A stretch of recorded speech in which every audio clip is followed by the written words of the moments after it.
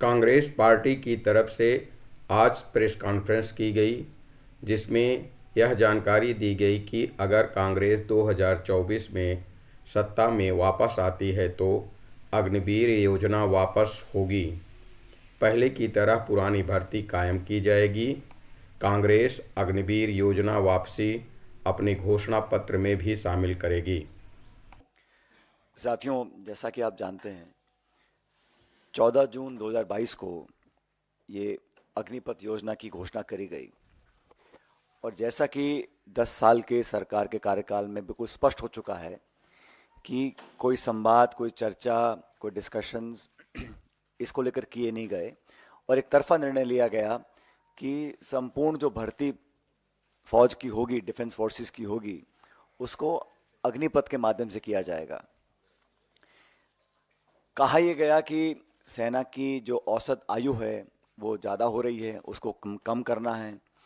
कहा यह गया कि हम लोगों को अपनी डिफेंस फोर्सेस को मॉडर्नाइज करना है। लेकिन मोटे तौर पर देखने में आया है कि ये जो योजना का क्रियान्वयन किया गया, ये मूलतः पैसा बचाने के लिए किया गया। डिफेंस एक्सपेंडिचर हमारा बढ़ रहा है और कहा जाता है कि अब कल ये परसों कहा गया कि हम डिफेंस एक्सपोर्ट से बहुत पैसा कमा रहे हैं। ये भी कहा गया कि हम आत्मनिर्भर हो रहे हैं, हम इंडिजिनस मैन्युफैक्चरिंग कर रहे हैं। अगर हमारे डिफेंस डिपार्टमेंट को इतनी आमदनी हो रही है और हम लोग इतने सक्षम हो रहे हैं, तो सबसे ज़्यादा महत्वपूर्ण ये होगा कि हमारे जो शौर्यवीर सैनिक हैं उनके जीवन के लिए, उनकी भर्ती के लिए, उनकी नौकरी, पेंशन, परिवार की सुख सुविधाओं के लिए हम लोग संसाधन को जाहिर करें। ये अग्निवीर जो बनने जा रहे हैं, इसका विरोध करने के लिए कांग्रेस पार्टी ने, जब भी ये योजना लॉन्च हुई उसी समय से हम लोगों ने विरोध किया था, क्योंकि हमें लगा कि ये 4 साल की नौकरी देने के बाद सिर्फ 25% लोगों को स्थायी रूप से फौज में भर्ती किया जाएगा और बाकी 75% लोगों को रिलीज कर दिया जाएगा। अभी कहा जा रहा था कि 10% की पैरामिलिट्री जो है, आर्म्ड फोर्सेस सीएपीएफ हैं, उसमें उनके लिए आरक्षण दिया गया है। लेकिन जो एक्स सर्विसेजमैन के लिए जो ऑलरेडी रिजर्वेशन है, उसमें सिर्फ 2.49% सरकारी पद भरे गए हैं। जो पूर्व सैनिकों के लिए पद आरक्षित हैं अब तक, उसमें सिर्फ 2.49% पद भरे गए हैं। फिर कहा गया कि अलग अलग स्टेट गवर्नमेंट्स अनाउंस करेंगे कि जो 75% अग्निवीरों को हम छोड़ देंगे वो कहाँ अब्जॉर्ब होंगे। एक आध राज्य ने किया है, बाकी राज्यों ने किया नहीं। बेसिकली जो लोग 4 साल की नौकरी के बाद एक कम उम्र में रिटायर हो जाएंगे, उनके भविष्य का कुछ पता नहीं, उनको पेंशन भी नहीं मिलेगी, उनको ग्रेच्युटी जो 11 लाख रुपए की दी जा रही है उसका भी जो आधा पैसा है उनकी तनख्वाह से कट रहा है। तो कहीं ना कहीं ये कॉस्ट कटिंग के चक्कर में हम लोग अपनी सेना की भर्ती की जो प्रक्रिया है उससे खिलवाड़ कर रहे हैं। सबसे महत्वपूर्ण बात यह है, जिसके बारे में आपको दीपेंद्र जी बताएंगे, जो राज्य ऐसे हैं जहां सबसे ज़्यादा भर्तियां होती हैं, जहां लोग बहुत चाव से, शौक से और एक मातृभूमि की रक्षा करने की भावना से सालों तक प्रशिक्षण करते हैं, तैयारियां करते हैं और एक गांव में माहौल होता है कि हम फौज की भर्ती की तैयारी कर रहे हैं। ऐसे लगभग 2.25 लाख लोग हैं जिनको आपने भर्ती दी लेकिन ज्वाइन नहीं कराया। उन्होंने बहुत लंबे समय से वो धरना देने अपनी मांग को रख रहे हैं।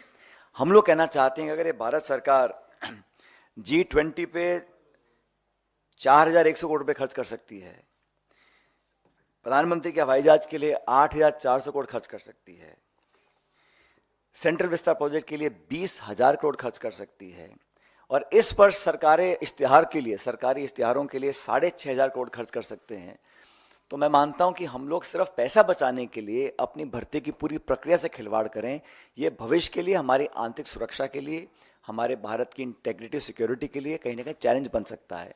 तो हम तो आग्रह करेंगे कि लोगों को नौकरी दी जाए जिन्होंने सारी परीक्षाएं पास करी थी, लेकिन अग्निवीर के माध्यम से, अग्निपथ योजना के माध्यम से जो बहुत बड़ा खिलवाड़ हो रहा है, देखिए भारत की जो सेना है उसके शौर्य को, उसके पराक्रम को, उसकी मेहनत और जाबाजी जो हमारे सैनिकों के पास है, उसका कोई सानी नहीं है।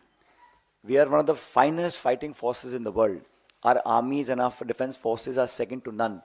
But their valor, their strength and their dedication to the nation should be regarded and respected for future generations.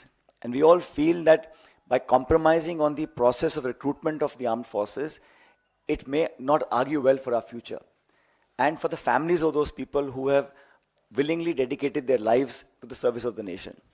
तो मुझे लगता है कि ये सरकार ने बहुत जल्दबाजी में किया है, हम लोग इसका विरोध करते हैं। और अभी जो राष्ट्रीय अध्यक्ष खड़गे जी हैं, मल्लिकार्जुन खड़गे साहब, उन्होंने राष्ट्रपति जी को चिट्ठी लिखी है जिसके बारे में आपको अभी बताया जाएगा। लेकिन हमें मानते हैं कि जो भर्ती की प्रक्रिया है उसको बहुत गैर जिम्मेदाराना तरीके से इस सरकार ने डील किया है।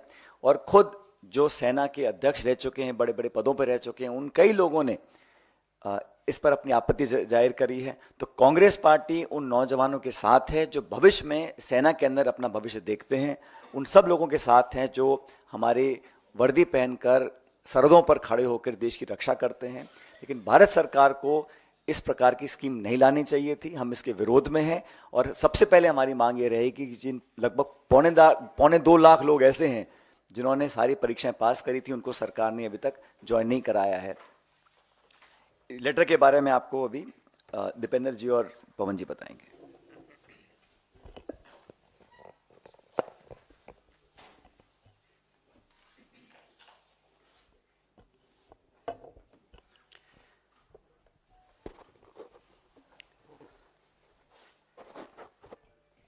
जैसा कि अभी आपको हमारे साथी सचिन जी ने बताया, अग्निपथ योजना के बारे में हमारी क्या कांग्रेस पार्टी का क्या स्टैंड रहा है। शुरू से हमारी मांग रही है कि इसको वापस लिया जाए और पक्की भर्ती शुरू की जाए। और दूसरा, कोविड के दौरान और उससे पहले कई भर्तियां ऐसी थी जो पूरी हो चुकी थी, पूर्ण फौज की भर्तियां। 1.5 लाख नौजवानों को फौज में भर्ती किया गया था, उनका फिजिकल, सारी वेरिफिकेशन टेस्ट सब कुछ पूरा हो चुका था, ज्वाइनिंग शेष बाकी थी। लेकिन जब ये अग्निपथ योजना आई तो वो 1.5 लाख जो पक्की भर्ती में सरकार द्वारा चयनित नौजवान थे, उनकी ज्वाइनिंग पे प्रश्न चिन्ह लग गया और आज तक वो दर दर की ठोकरें खा रहे हैं। जंतर मंतर पे धरना बहुत लंबे समय से चल रहा है, मैं स्वयं कई बार उस धरने में गया हूँ। 1.5 लाख ऐसे बच्चे हैं। ये हमारे कांग्रेस पार्टी के पूर्व अध्यक्ष राहुल गांधी जी से मिले और राहुल गांधी जी ने तुरंत इनकी बात को अच्छी तरीके से उठाने का काम किया। और कांग्रेस पार्टी तभी से हम इनकी बात को देश की सरकार के सामने हम लोग रख रहे हैं।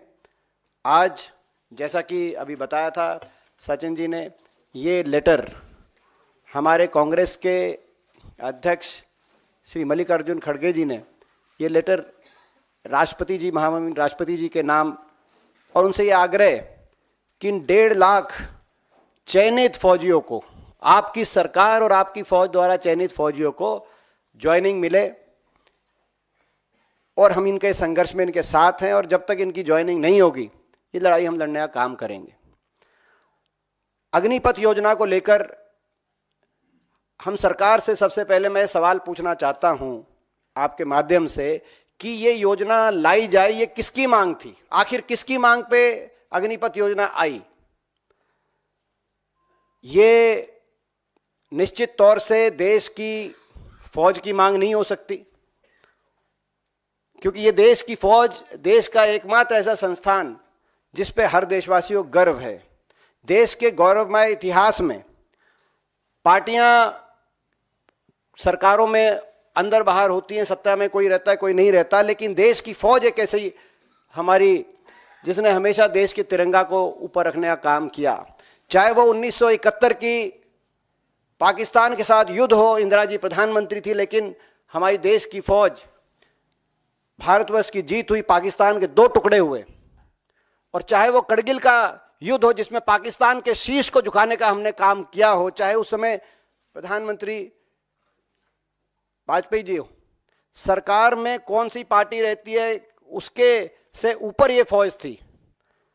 ये राजनीतिक बातों से ऊपर हमारी देश की फौज हमेशा रही है और देश को हमेशा अपनी फौज पे गौरव रहा है। और देश तो फौज में बदलाव की जरूरत क्यों आई, मैं सरकार से पूछना चाहता हूं।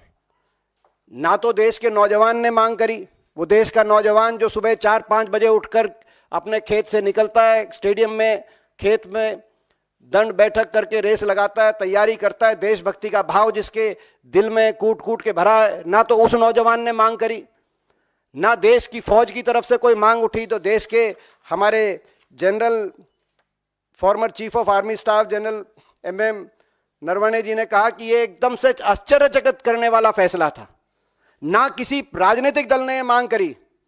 मैं सवाल पूछना चाहता हूं, ना घोषणा पत्र में था किसी राजनीतिक दल के, ना इतने वर्षों में मांग आई कि देश की फौज की चयन प्रक्रिया बदली जाए। जिस फौज पे हमें गर्व था, जिस फौज ने बार बार दुश्मन को का शीश झुकाने का काम किया था, हमेशा हमारे झंडे तिरंगे को ऊंचा रखने का काम किया था, उसकी भर्ती प्रक्रिया बदली जाए। हम सरकार से पूछना चाहते हैं, ये ऐसा फैसला आपने क्यों लिया, और इस फैसले के अब दुष्परिणाम देश के सामने आने लगे। पहला दुष्परिणाम, जैसा कि हमने आपत्ति इस पे करी कि 4 साल के बाद बिना पेंशन घर वापस आ जाएगा, तो कहां जाएगा?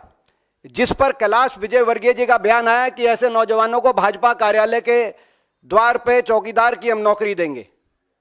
मैं बता देना चाहता हूं भारतीय जनता पार्टी वालों को, ये देशभक्ति का भाव, आप देश की फौज पे राजनीति करना चाहते हैं, लेकिन देश की फौज में जो नौजवान जाता है जिस देशभक्ति के भाव से, वह आपके कार्यालय के बाहर 4 साल के बाद आकर चौकीदार के भाव बनने के भाव से नहीं वो जाता, वो देश के लिए सर्वोच्च निछावर करने की बात का अपने मन में सोच के जाता है। हमने कहा कि 4 साल बाद क्या होगा, और दुष्परिणाम सामने आए। ये पहले पता था कि बिना पेंशन के वापस आ जाएगा। प्रधानमंत्री जी ने रेवाड़ी में, हरियाणा में आकर 2014 का अपना चुनाव प्रचार का अभियान शुरू किया था और कहा था 1 रैंक 1 पेंशन हम देंगे, नो रैंक नो पेंशन, बिना पेंशन के वापस आ गया। लेकिन उसके साथ साथ दुष्परिणाम, अभी शहीद में फर्क नहीं किया जाता, दुश्मन की गोली में फर्क नहीं किया जाता, और जो जवान अपनी छाती अड़ाए दुश्मन की गोली के आगे, उसकी छाती में फर्क नहीं हो सकता। लेकिन इनने कर दिया। अग्निवीर को शहीद का दर्जा नहीं मिलेगा, पेंशन नहीं मिलेगी जो शहीद होगा अग्निवीर, ग्रेजुएटी नहीं, मेडिकल जो है मेडिकल फैसिलिटीज़ पे आश्रित पत्नी, बच्चे, माता पिता को नहीं मिलेगी, कैंटीन फैसिलिटी नहीं मिलेगी, रिटायरमेंट के बाद ग्रेजुएटी नहीं मिलेगी, मेडिकल फैसिलिटीज़ नहीं मिलेंगी, पेंशन नहीं मिलेगी, कैंटीन फैसिलिटी नहीं मिलेगी, पूर्व सैनिक का दर्जा पूर्णतः नहीं मिलेगा, और इस सर्विस के दौरान डियरनेस अलाउंस नहीं मिलेगा, केवल लमसम तनख्वाह मिलेगी, यानी कि कॉन्ट्रैक्चुअल। लमसम तनख्वाह का मतलब यह है कि भाई ये कॉन्ट्रैक्चुअल फौज की मांग कहां से आई, हमारा मानना है ये हमारी मांग है, सरकार जवाब दे। उसके बाद एक और इसमें एक पहलू, देश की फौज को, जो सशक्त हमारी फौज थी, उसमें कैसे क्या असर होगा दूरगामी इसका, उसका दुष्परिणाम सामने आ रहा है। जहां 60 से 65 हजार की भर्ती हर साल होती थी, वहां 45 हजार अग्निवीर लिए गए पिछले वर्ष। इस अगर भर्ती की रफ्तार को इसी रेट से आगे बढ़ाया जाएगा तो 14 लाख की हमारी फौज घटकर 8 लाख की फौज हो जाएगी 10 वर्ष के अंदर। तो देश की फौज पे दुष्परिणाम सामने आ रहे हैं, और जो भर्ती किए जा रहे हैं नौजवान, उनका क्या मनोबल रहेगा, इसका अंदाजा इस बात से लगाया जा सकता है कि बहुत से जो ट्रेनी थे अग्निवीर, वो ट्रेनिंग छोड़ के वापस आ गए। तो फौज का क्या मनोबल रहेगा, उसका दूरगामी प्रभाव देश की फौज पे, देश की सीमा सुरक्षा पे क्या असर पड़ेगा, इस बात को लेकर हमारे को चिंता है। और बहुत से ऐसे प्रदेश जैसे हरियाणा प्रदेश, हमारे प्रदेश में नौजवानों के दिलों में जज्बा, देशभक्ति का जज्बा, देश के लिए सर्वोच्च निछावर करने का जज्बा, सुबह उठ के कड़ी परिश्रम, मेहनत, प्रैक्टिस, दंड बैठक, रेस, अपने गांव में, अपने शहर कस्बे में जो नौजवान लगाता था कि देश के तिरंगे में लिपट के अगर मेरा शरीर कभी शहीद होके अगर वापस आए तो वो मेरे लिए गौरव का विषय होगा। उस देश में, उस प्रदेश, हरियाणा जैसे प्रदेश में जहां हर साल आज़ादी के बाद से 2019 तक 5,500 की हमारी पक्की भर्ती होती थी, आज वो पिछले वर्ष केवल 964 अग्निवीर लिए गए, जिसमें से 722 वापस आ जाएंगे, केवल 210 के करीब पक्के किए जाएंगे। कहां 5,500 की पक्की भर्ती है जैसे हरियाणा जैसे प्रदेश में, और कहां केवल 210 की पक्की भर्ती प्रति वर्ष। ये कितना मैं समझता हूं कि जहां हमारा नौजवान देश की सीमाओं पे जाकर अपनी जान हथेली पे रख के देश का सुरक्षा करता था, आज वो डंकी के रास्ते दूसरे देशों की सीमाओं पे गैर कानूनी इलीगल इमिग्रेशन के माध्यम से उन सीमाओं के अंदर जाकर वहां पे मजदूरी करने के लिए मजबूर हो रहा है। देश में सबसे ज्यादा बेरोजगारी हो गई हरियाणा में, कहीं अपराध की बात आ रही है, तो स्थिति है। तो आज नौजवान की रुचि कम हुई, कोचिंग सेंटर बंद हो गए। हरियाणा, राजस्थान, उत्तराखंड, हिमाचल जैसे प्रदेशों में कोचिंग सेंटर जो फौज के होते थे, बड़े बड़े कोचिंग सेंटर बंद हो गए। तो रुचि कम हुई नौजवान की, उसके लिए कौन जिम्मेदार है? जो भेद किया जा रहा है अग्निवीरों में और जो पक्की भर्ती किए गए उसके लिए कौन जिम्मेदार है? फौज की जो कमी आई उसके लिए कौन जिम्मेदार है? देश की रक्षा सुरक्षा के लिए ये जो बात हुई इसके लिए कौन जिम्मेदार है? मैं समझता हूं कि फौज पे राजनीति कर आप राष्ट्र की बात नहीं कर सकते, राष्ट्रहित की बात नहीं कर सकते। फौज को अगर कोई फैसला आपका फौज को कमजोर करने का काम करता है तो आप राष्ट्रभक्त या देशभक्त होने की अपनी बात नहीं कह सकते।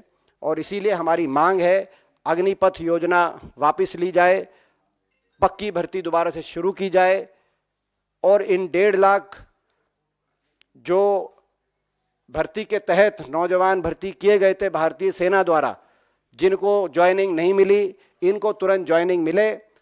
इन दोनों मांगों को लेकर कांग्रेस पार्टी संघर्षरत है। हमने राहुल गांधी जी के नेतृत्व में जय जवान अभियान कांग्रेस पार्टी ने उसका बिगुल फूंका है, जिसकी गूंज देश के कोने कोने में सुनाई दे रही है, आने वाले समय में और सुनाई देगी। और इस संघर्ष के रास्ते पे हम रहेंगे और यदि कांग्रेस पार्टी को अवसर मिलेगा देश में तो हम ये पक्की भर्ती दोबारा शुरू कराएंगे, देश की फौज पे जो गौरव था उसको दोबारा बनाएंगे और इन 1.5 लाख नौजवानों को भी नियुक्ति फौज में दिलाएंगे।